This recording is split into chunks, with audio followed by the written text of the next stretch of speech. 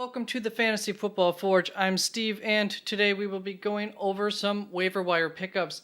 I don't know if I'm going to title this video like Top X waiver wire pickups or Top 10, but whatever the case, I hear that having a title of like Top 10 is good for the YouTube algorithms, so I may do that, and that would be a lie if that is so.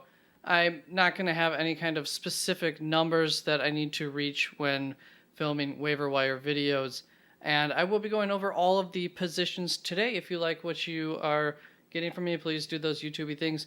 They're much appreciated. So I used as a guideline, especially for this week, of the types of players to look at as players who are under 40% owned.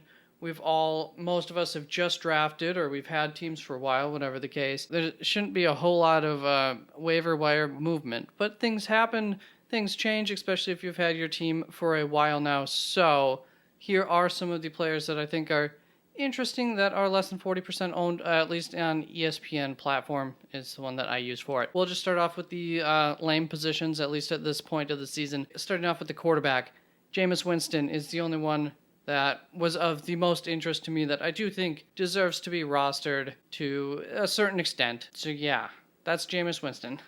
Let's move on to the DSTs. I have two options here, the Broncos and the Eagles. The Broncos play against the Texans, Niners, and the Raiders. Not the worst starting games. We'll see how the Niners look at, or how specifically Trey Lance looks after week one. You know, if he throws up 3 picks in week one, hey, looking like a good DST to play. Going on to the Eagles, we have the Lions, Vikings, Commanders, Jaguars.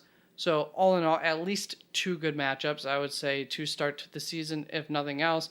And starting off with the Eagles for this week 1 matchup. Definitely wouldn't be the worst option in the world this week if you are not feeling confident with what you have and looking for something, or, you know, these could be DFS options too. Today would be the type of players that we're going through. Moving on to the tight ends, I have 4 of them. Starting off with Evan Ingram. Definitely could be somebody this year in that offense. And then we have Albert O, a sleeper option that I've liked all off season. Cooled down on that a little bit. And then Robert Tonyan, Green Bay, especially if Lazard's out, might be a little short on trustworthy options for Aaron Rodgers. I do like some of the other options there. We'll go to that when we get to the wide receivers. A little bit risky. I wouldn't want to be throwing him out there, but he's definitely somebody to potentially even just put on your bench. Same with Gerald Everett. Justin Herbert threw quite a bit to his tight ends last season, and I'm expecting Gerald Everett to be solid this year. Wouldn't be surprised if he's a top 12 type tight end when all is said and done. Moving on to the interesting positions, we'll start off with the running backs. In no particular order here, I wish they were, but I'll try to put some order. I should have thought of that. Brian Robinson is probably the number 1. Brian Robinson, there's no reason he shouldn't be. I mean, I shouldn't say that. If you have an IR spot, though, Brian Robinson should be on. Pick him up, put him down there, swap out somebody else, and hopefully get him back, if nothing else. Khalil Herbert, one of the top backup options, just simply because there are some concerns about David Montgomery being a fit in this system. I think he's a better fit than Khalil Herbert, but if they're struggling, would it be the biggest surprise in the world for them to switch out to Khalil? Probably not. At least in the event of an injury as well. I think he's right up there with like a Madison type of guy as somebody who's going to just get the workload. I would say for long term, these first 2 running backs are going to be, I think, the better options to pick for. Don't know how. I would not really feel comfortable playing either of them week 1 here based on what we know at this point on Monday evening.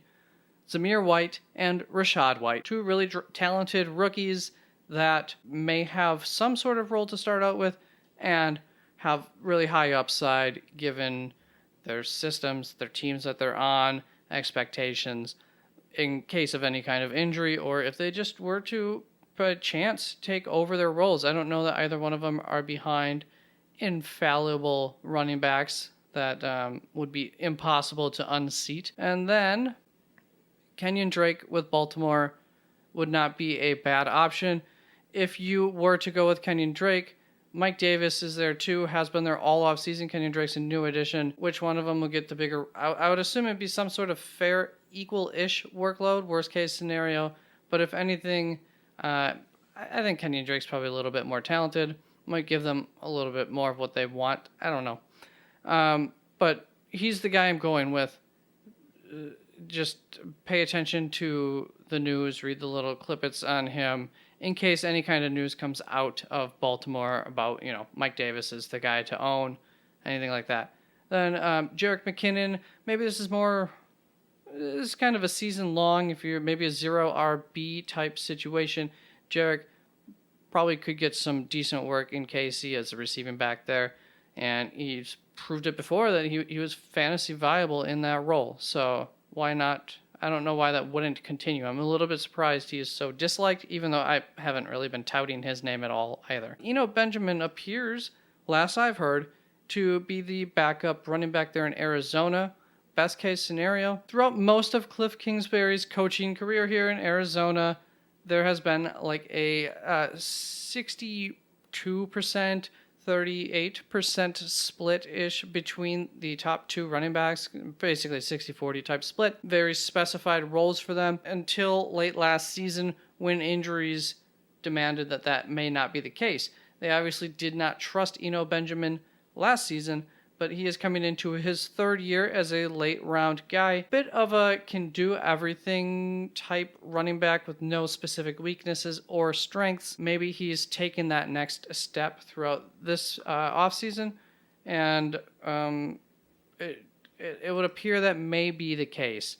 So there is some sleeper-ish potential with him in case of injury as a long-term guy. But I'm thinking there is a shot if you need, if you feel comfortable with that. That's not a bad offense to have a running back on, as we saw last year. Yeah, last 2 seasons, really. And then Mark Ingram. Last year, Alvin Kamara had like 48% of the workload, I think it was. Maybe if we were to atomizer that stat a little bit, the percentages might be a little bit differently, but usually Alvin Kamara has somebody that's taking some of the straight up the line type of workload away from him so that way he can be as efficient as possible on the field when he's on the field. So definitely some potential there as far as, I would say, more of a 0 RB type running back, and you probably got some better players, but just a name I wanted to bring up. Nothing else. These are guys to keep your eyes on. Moving on to the wide receivers. We will start out with Rondale Moore. Lots of good news coming out of camp, out of the Arizona media about Rondale Moore. Definitely is somebody who should be on your radar. A few of these guys, including Rondale Moore, are waiver wire pickups that are available in my league, and I'm holding on to somebody over them. Actually, I'm holding on to one of these guys over some of these other guys like Rondale Moore, who I would suggest Rondale Moore over who I'm holding on to, just as far as the, I guess, where we're at in the landscape. However, we'll see about Christian Watson when we get there. Up next is going to be Jalen Tolbert. I really don't know which one's proper. I think it's Tolbert, but it sounds so dumpy. So Jalen Tolbert, the Cowboys, might be the number 2 receiver, 3, 4, if we want to include Tony Pollard, whatever the case. It's an offense. It's had a lot of fantasy success with a solid quarterback. So there is some upside to the rookie. He was definitely highly touted in the NFL draft process. Next, I'm going to go with the combo of Alec Pierce and Paris Campbell. I started out with Alec Pierce, shifted my thoughts to Paris Campbell. Now I'm kind of on the fence. One of those guys is going to be probably pretty good in fantasy. If I had to bet all my marbles, I guess I would go with Paris Campbell, as he offers maybe a little something different for the team, and he's not the rookie. But there's a lot of injury risk with Paris Campbell. And, that's where I'm going with those two. Let's move on to Isaiah McKenzie. I mean, especially this week. If you're looking for someone to play this week, Isaiah McKenzie would probably be a pretty good option. Expect a high-scoring game. a lot of passing going on. He should be the high targets guy. So in a game with a lot of passes, expect the guy who gets a lot of targets to maybe end the game with, 10, 12 targets, which is pretty key. So Isaiah McKenzie, great option out there. And then Van Jefferson I have next. He may not even start this week, so we'll see. But at least somebody to keep an eye on. Pretty good fantasy success while he was healthy last year. So I don't see any reason why he may not be relevant again at some point this season. Last up will be two of the wide receivers from the Green Bay Packers, Christian Watson, Sammy Watkins. I'm going to go similar to my Paris Campbell, Alec Pierce thing here, at least for this week, especially if Lazard's out. Well, especially if Lazard's playing, Sammy Watkins is probably where I would put my money on if I had to play someone this week. Christian Watson just hasn't been there with the team, and so there just hasn't been a whole lot of news coming out about him until today. I have a lot of faith in him. I have him on my team. I think he'll be a great wide receiver, and he's going to do a lot for this offense. Once again, he's a rookie who hasn't been with the team for some time, but he has been in Aaron Rodgers' pocket at practices, just asking him questions and picking his mind and learning from him, which may prove to be just as valuable as anything, and hopefully his knee is fully healed. As of Monday, Allen Lazard did not participate at practice. There is a undisclosed injury which has caused that issue and some growing concern for him, and probably some growing positivity towards a Christian Watson, a Sammy Watkins, and of course I would think Aaron Jones, Robert Tonyan, Randall Cobb, all the guys who have been there and are trustworthy are the worst people to trust ever. But I don't. This is the 1 week, I guess, if you're going to play Randall Cobb, go right ahead and play him, especially if Allen Lazard is out.